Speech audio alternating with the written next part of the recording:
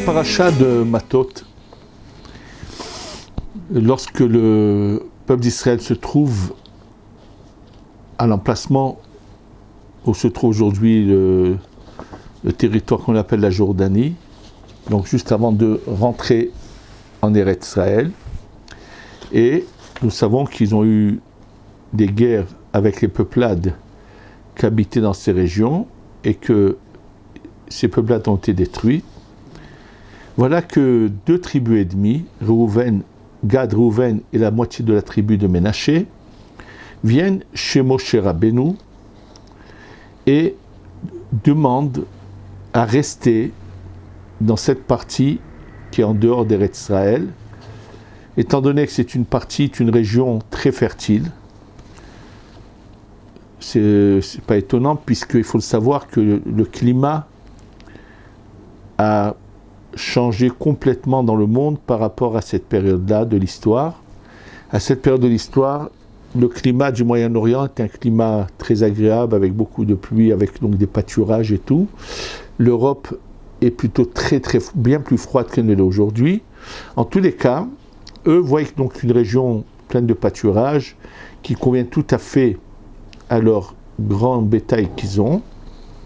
Et c'est pour cela qu'ils viennent demander à Moshe Rabbeinu de rester, si on peut leur donner cette partie, ces villes-là qui sont de toutes les façons pratiquement prêtes, et ils pourront donc s'installer là, et c'est ça leur part qu'ils auront par rapport à Eretz Israël.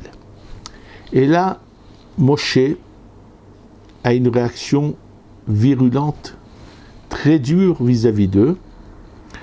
Vayomer Moshe libnei Gad v'libnei Reuven. Achechem yavou la milchama v'atem teshvu po. Quoi, vos frères vont aller se battre pour conquérir le territoire d'Eretz Israël, et vous allez rester là. Pourquoi vous allez donc décourager vos frères de passer en Eretz Israël? C'est comme ça qu'ont fait vos pères. Donc il s'agit bien sûr, il fait une allusion aux explorateurs, aux Meraglim, qui ont malheureusement préféré rester en dehors d'Eretz Israël et décourager le peuple d'Israël de monter en Eretz Israël. Et Vayicharaf Hashem Hayomahu, il les compare à cette génération qui a été punie de mourir dans le désert, et il leur dit des mots assez durs. Vine kamtem, donc vous êtes venus à la place Tachat Avotechem, c'est-à-dire vous êtes venus faire exactement la même chose que vos pères. Tarbut Anashim Hataim, culture de gens fauteurs. L'ispot od al Haron Afashem, a provoqué encore de la colère divine. Donc il leur parle avec des termes vraiment virulents et durs. Et le livre Tzeror Hamor explique qu'il les compare à Korach, il les compare aux Meragelim, bien que dans le Midrash, on dit que Moshe a été puni par le fait d'avoir dit avoir la place de vos pères, que ça pourrait être interprété à la place de Abraham, Yitzhak et Yaakov. Il est évident que ce n'est pas ça ce que Moshe a voulu dire, mais qu'Akadosh Baruch Hu est méticuleux avec les tzadikim, et il aurait dû donc faire très attention de ne pas leur parler ainsi, de ne pas dire ces mots-là en disant vos pères, ça pouvait, les avot, c'est Abraham, Yitzhak et Yaakov, on aurait pu se tromper dans la compréhension. Mais sur le fait que Moshe les réprimande et leur parle de manière aussi dure, il n'y a aucun, on ne lui reproche pas du tout cela. Bien au contraire, nous dit le Sfat Emet que Moshe a vu juste, et s'il ne leur avait pas parlé de cette manière-là aussi dure, il se serait carrément séparé du peuple d'Israël et serait donc resté complètement en dehors et aurait fini par complètement s'assimiler aux peuplades étrangères qui sont en Jordanie et au-delà.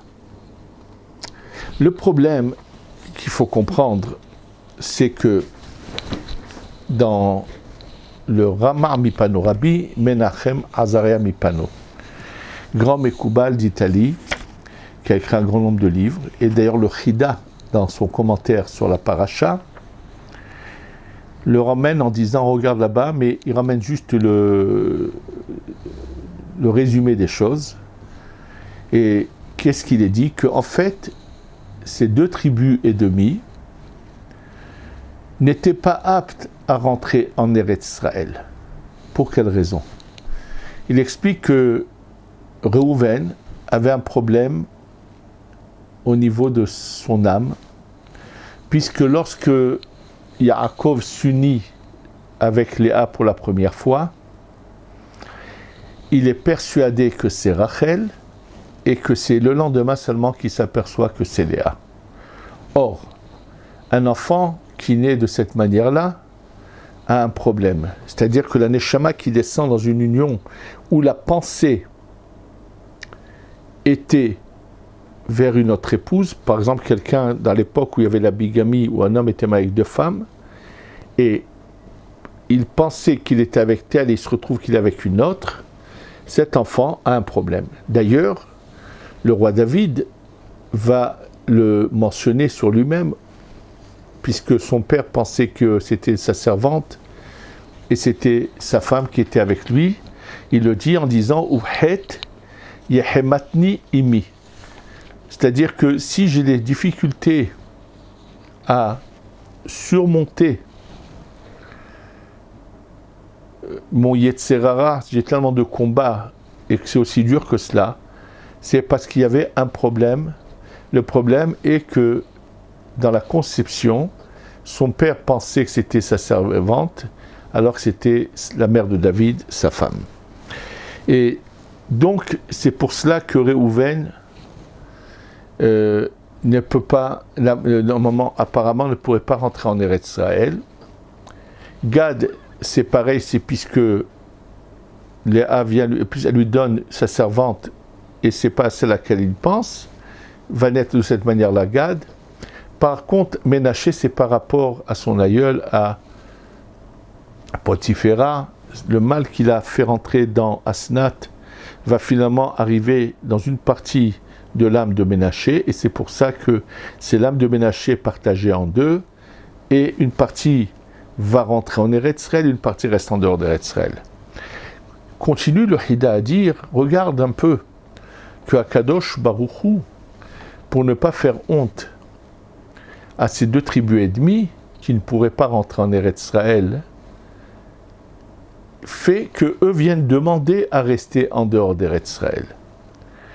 Et dans ce cas, la question serait, s'ils ne sont pas responsables, pour comment se fait-il que Moshe leur ait parlé aussi durement, les compare aux Meraglim, aux explorateurs, les compare à Korach? Mais s'ils ont un problème, ce n'est pas de leur faute apparemment. Avant de répondre à la question, c'est là l'occasion d'ouvrir une parenthèse sur un sujet important. Je viens de vous dire que même la pensée qu'a un homme lorsqu'il s'unit à son épouse, et que dans le cas où il pensait que c'est une autre femme et il se trompe, que la pensée, l'impact négatif qu'elle va avoir sur l'âme de l'enfant créé. Bien qu'il se soit uni d'une manière normale, comme la Torah le désire. À plus forte raison, celui qui va à l'encontre des principes de la Torah, celui qui, par exemple, s'unit à une femme lorsqu'elle est dans sa période de règles, lorsqu'elle n'est pas pure, Nida, par exemple, ou celui qui va aller s'unir à une personne qui lui est interdite. Il est évident que tout ce qui n'est pas conforme à la Torah est comme si on allait à l'encontre d'Hachem. Maintenant, il faut faire la différence entre des gens qui ont des... Par exemple, on raconte qu'à l'époque du Chafetz Chaim, je l'ai entendu de la bouche de Rav Hakin, cette histoire, dans sa yeshiva, il le Chafetz Chaim a su qu'un de ses élèves avait trébuché et sans mariage avait eu une relation avec une jeune fille. Alors bien sûr, le Chafetz Chaim le convoque, pas pour le renvoyer sur le champ, pas du tout, parce que le Chafetz Chaim avait assez de cœur et de compréhension pour comprendre que quelqu'un peut dans la vie trébucher. Il voulait lui parler. Il a fini par le renvoyer, mais vous allez voir pourquoi. Et il lui dit, comment tu as pu faire une chose pareille? Pour le Chafetz Chaim, il était persuadé que cet élève, dans un moment de faiblesse, s'était oublié et avait fait une erreur, avait commis une bêtise, quelque chose qu'il ne fallait pas faire. Et cet élève lui répond, Kvod Harav, sache une chose, que j'ai pris les précautions de lui faire compter les 7 jours de pureté après sa période de règles, et ensuite elle est allée au mikvé. Et quand le Chafetz Chaim a entendu cela, il s'est tourné, il ne voulait même plus regarder cet élève qui était en face de lui, et il lui a dit, sache une chose. C'est vrai qu'apparemment, ce qu'il a fait est moins grave que ce qu'on pensait au départ, puisque elle est quand même allée au mikvé, et il a eu un lien sans mariage. Mais elle n'était pas nida. Mais le Chafetz Chaim a vu les choses différemment, et il lui a dit, dans ce cas-là, sors de ma pièce, je ne veux pas te voir, tu quittes les lieux. Je pensais que dans un moment d'oubli, de faiblesse, tu avais fait une bêtise. Mais si tu as réussi à préméditer les choses, tu as eu tout ce temps-là pour réfléchir, tu les as bien organisées, alors je ne peux pas te pardonner, tu t'en vas. C'est-à-dire que lorsque les choses sont préméditées, sont faites contre Hachem, ça veut dire on est conscient qu'on est en train d'aller à l'encontre de la volonté de Dieu, et on le fait avec conscience. C'est comme une sorte de révolte contre Dieu. Celui qui se révolte contre Dieu n'a pas de place. Qu'il y ait des fois des erreurs peuvent être commises, chas v'shalom, on demande à Hachem de nous protéger, mais c'est pas avec, ça veut dire des moments d'oubli, des moments de faiblesse, mais pas prémédités. Ce qu'il faut savoir, quelqu'un qui est dérangé mental,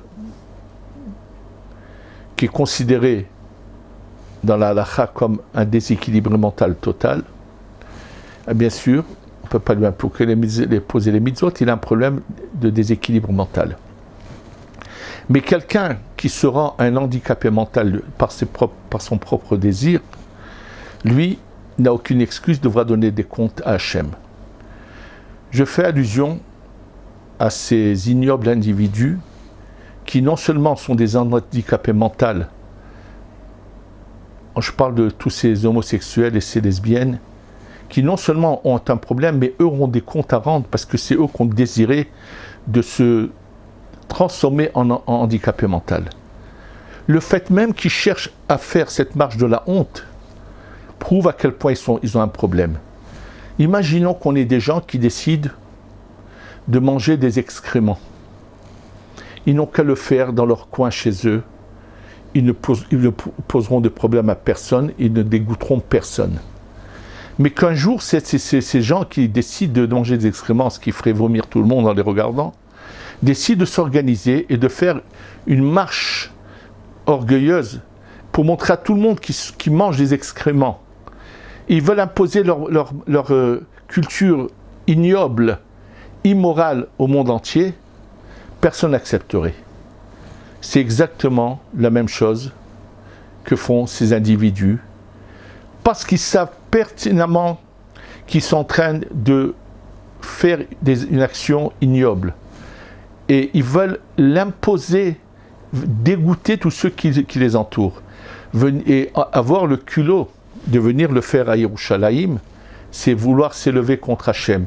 Même ceux qui les ont accompagnés, pour soi-disant les soutenir, se montrer ouverts, ils doivent le savoir qu'un jour, ils auront des comptes à rendre à Akadosh Baruch Hu, parce que tout celui qui fait cela, c'est simplement se rebeller devant Hachem, et il aura des comptes à rendre, puisque la Torah est claire, et ce que la Kabbalah explique, la conséquence terrible de celui qui fait une telle action, c'est de prendre une suira où elle n'est pas et la faire passer à un endroit qu'il ne faut pas et faire des choses inimaginables.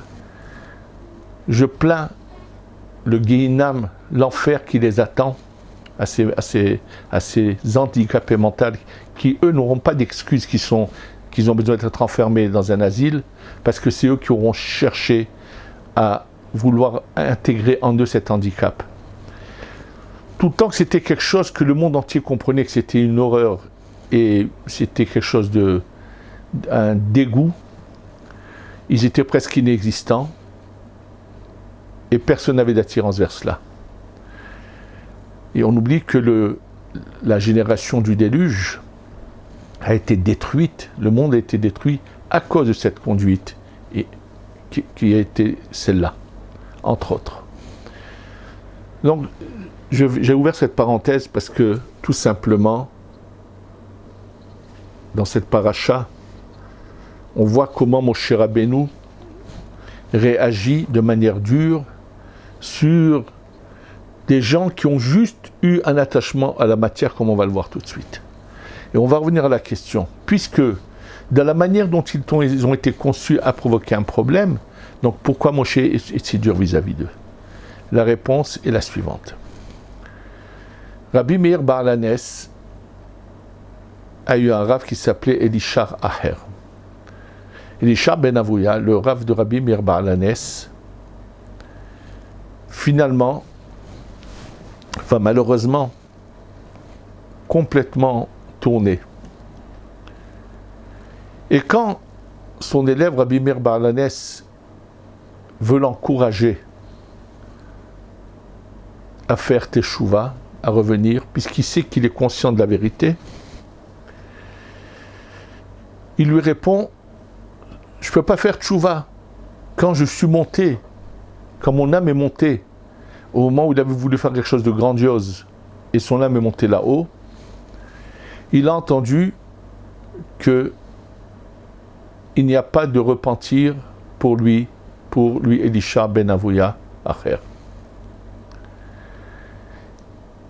Alors, en quoi est-il responsable, puisque nous savons qu'après sa mort, pendant 7 jours, le feu était sur sa tombe, il y avait du feu sur sa tombe.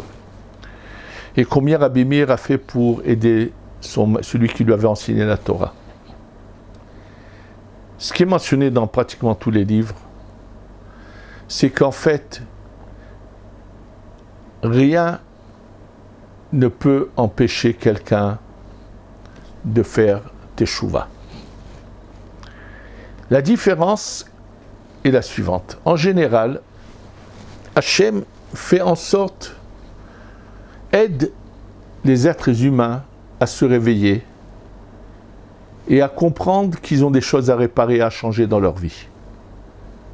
Chez l'ensemble des gens qui ne font pas comme une rébellion devant Hachem, mais qui sont malheureusement, qui ont une faiblesse, qui se laissent aller vers leur tentation, s'oublient, n'ont pas la force de dominer leur mauvais caractère et ont des agissements qui ne sont pas ce qu'Hachem veut d'eux, alors Akadosh Baruch Hu met l'envie de faire la tchouva chez beaucoup d'individus. Ceux qui vont délibérément, de manière effrontée contre Akadosh Baruch Hu, cela, Akadosh Baruch Hu ne les aidera pas à faire teshuva. Mais il est clair que si le désir de faire teshuva vient s'animer en eux, personne ne les repoussera. C'était ça l'erreur du rav de Rabbi Meir Bar Lanes, Elishar ben Avouya, qui n'a pas compris que ce qu'il avait entendu, c'était pas que les portes étaient fermées complètement, ou comme le dit le Chafetz Chaim, même si la porte elle est fermée, s'il était venu frapper à la porte, on lui aurait ouvert la porte. En fait, toute la vie, c'est un combat où on doit constamment faire des efforts pour se rapprocher d'Hachem. Le problème de ces deux tribus-là, ennemies, elles ont un problème. Mais au lieu de chercher à le surmonter, elles vont au contraire aller dans la direction de ce problème qu'ils ont. D'ailleurs, comme on le voit, Rashi nous le dit dans le Chumash, que lorsqu'ils viennent vers Moshe et qu'ils lui demandent à avoir cette partie d'Eretz Israël, alors il leur dit, Moshe Rabbeinu, tout de suite, lorsqu'ils viennent et demandent à avoir cette partie, alors qu'est-ce qu'eux disent à Moshe Rabbeinu après qu'il leur fait la phase des remontrances? Et ils disent la chose suivante.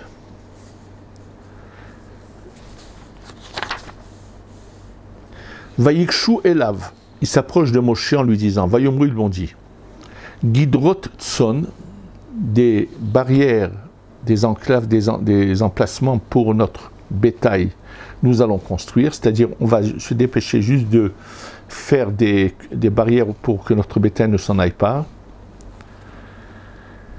Et ensuite, nous allons construire des habitations pour nos enfants. Et après, on va aller combattre en Eretz Israël avec les autres tribus. Une fois que les autres tribus auront reçu leur emplacement en Eretz Israël, on reviendra chez nous. Et là, Rashi fait remarquer quelque chose. Qu'est-ce qu'ils ont mis en premier? Leur bétail a été mis avant leurs enfants. C'est ce que Rashi nous dit. Hasim hayu alma monam yoter bibenehem. Leur argent passait avant leurs enfants. C'est le cas malheureusement de gens qui vivent dans des endroits pas tout à fait sécurisés, bien que leurs enfants ont quitté ces lieux et qu'ils devraient plutôt aller en avançant dans l'âge, être près de leurs enfants, ils préfèrent rester où il y a de l'argent, quitte à vivre loin de leurs enfants. C'est ce qu'on leur reproche ici. Sheigdimu miknehem letapam. Ils ont fait devancer leur bétail à leurs enfants. Amar lahem Moshe. Moshe leur dit, Loken. Asu a'ikar ikar vatafel. Faites l'essentiel et le secondaire. Banu lachem techila arim letapechem. Il va leur dire, non, pensez d'abord à construire des maisons pour vos enfants. Ve'acharkar gidrot letzonechem. Et ensuite, des enclaves pour votre bétail. Donc en fait, ils ont un problème. C'est-à-dire que si, malgré leur problème, ils avaient eu le désir ardent de rentrer en Eretz Israël, bien sûr que la porte leur était ouverte, ils seraient rentrés et ils auraient reçu une part en Eretz Israël comme tous les autres. Moshe leur parle durement parce qu'il veut leur faire comprendre qu'ils n'ont pas la hiérarchie des valeurs. J'ai vu dans le Shem Mishmuel, quand il explique que Moshe est le prophète le plus élevé, qu'il n'a pas besoin de préparation à la prophétie. Il dit tous les autres prophètes auraient pu arriver au niveau de Moshe, mais il faut pour cela une condition. Le désir ardent de se rapprocher d'Akadosh Baruch Hu. Le désir ardent qu'a eu Moshe, personne n'a eu ce désir-là. Tout est entre les mains de l'homme. Baderer shadam rotse lalechet molichin oto. Dans le chemin que l'homme veut aller, on le guide dans ce chemin. N'oublions pas, on vient de commencer cette période des 3 semaines, où malheureusement, nous avons perdu le Beth Amikdash et nous sommes allés en galoute. Notre désir de revenir près d'Hachem, de vivre dans les principes de la Torah, parce que revenir en Eretz Israël, c'est revenir à la maison, et quoi de pire que d'être à la maison et devant son père, avoir une attitude qui est contre le désir de son père. C'est pas sans raison que dit le Hida qu'il est bien plus grave de mal agir en Eretz Israël que de mal agir en dehors d'Eretz Israël. C'est pour ça que c'était un scandale que ces ignobles individus pire que des animaux, parce que les animaux en général se conduisent dans la nature que Hachem leur a donnée.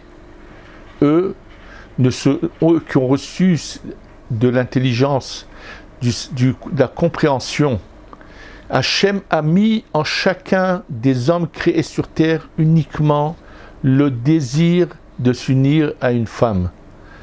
Tout le reste, c'est de l'imagination, c'est la recherche du mal. C'est comme ces gens qui désirent manger des excréments au lieu de manger de la nourriture propre. Ils sont exactement au même niveau. Ces pauvres malheureux handicapés mentaux, mais qui auront des comptes à rendre pour leur conduite et qui veulent aller à l'encontre d'Hachem. La première chose qu'ils devraient faire, c'est de partir d'Eretz Israël, qu'ils aillent être pire que des animaux, des ignobles individus comme ils le sont, loin d'Eretz Israël, et à plus forte raison ce culot d'avoir voulu venir souiller la ville de Yerushalayim.